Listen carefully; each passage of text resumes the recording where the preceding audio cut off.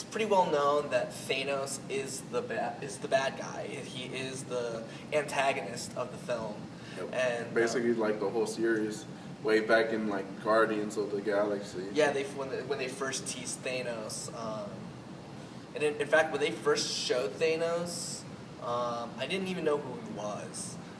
To anybody who's kind of outside of the comic book world, he's not really a well-known villain until recently, until he started being teased as the main villain in the upcoming, now here, Infinity Wars movie.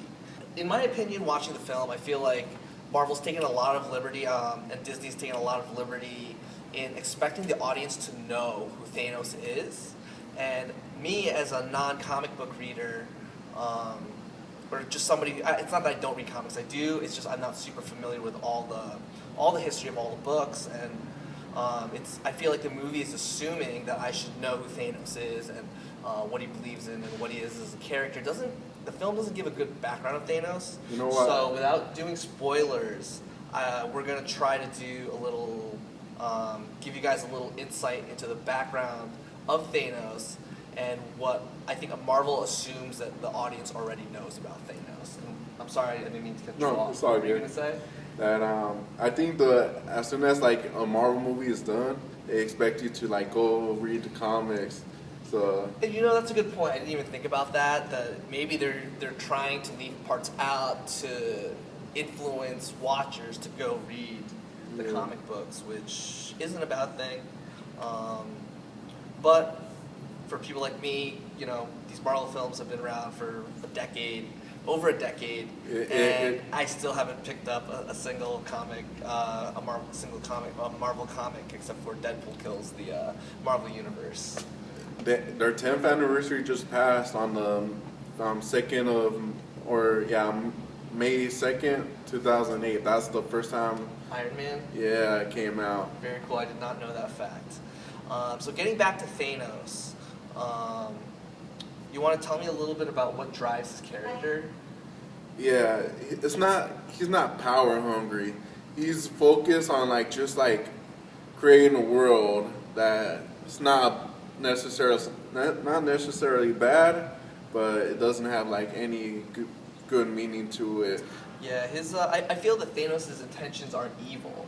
Rather, he wants to create balance, which is kind of his mission.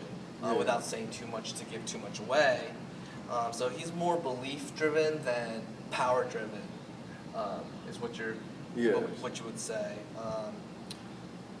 Beforehand, you know, I was talking about the quote, you know, evil people do not perceive themselves as evil, and I think you see that a lot with Thanos especially. I feel like in past films, the anti-hero or the villain, I guess you would call them, was clearly evil in all the films. You know, they were always money-driven, power-driven, power-hungry. They were very selfish characters. Yes. And I don't see that in Thanos. I don't see him as somebody who is selfish. And I think this isn't the first time we've seen Marvel do this. I think they did this in their last film, Black Panther. With Eric Killmonger.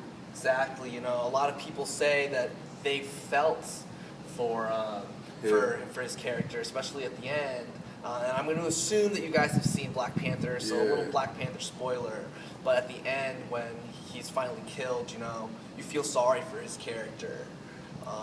Because all he ever wanted was like his place in that family. Yeah, he just wanted to take what was essentially rightfully his. Yeah. And I think he went about it the wrong way, but you know, he wasn't wrong. I don't think he was in the wrong.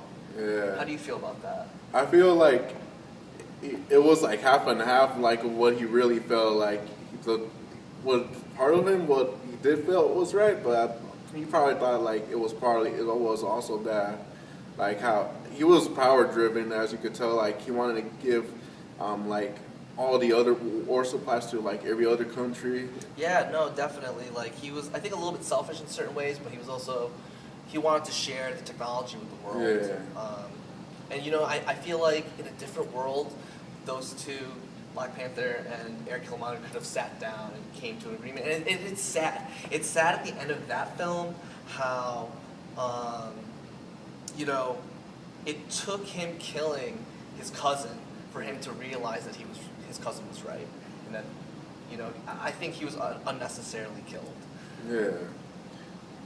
But I wouldn't be surprised if they somehow used the Soul Stone.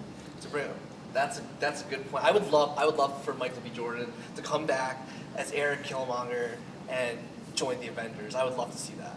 I just feel like he is just so angry that I don't know that he would be able to come back and be a part of the Avengers. But for him to even just come back and maybe still remain a villain would be amazing. Yeah, I would like to see that. Like I said, with the Soul Stone, it's possible. Yeah, with all the Infinity Stones combined, Soul Stone or the Time Stone. So back to Thanos. Let's not try not to get too sidetracked. But back to Thanos. Like I was saying, very little is known about Thanos. So without giving too much away about the movie, what's Thanos?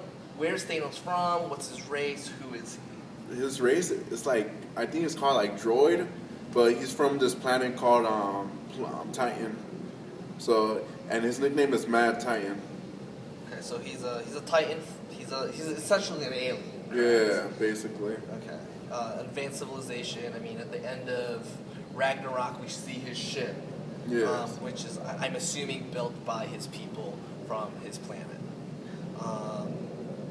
So, another question I had was, it's well known that Thanos is trying to gain the Infinity Stones, which he harnesses their power using a gauntlet. But without the gauntlet, and without the powers of the Infinity Stone, I want to know, what are Thanos' powers, just as a Titan? He has super strength, super durability, longevity, and then he's also basically agility too. He also has like projectile plasmas, and that's really about it when it comes to powers. But he could jump from long distances as well.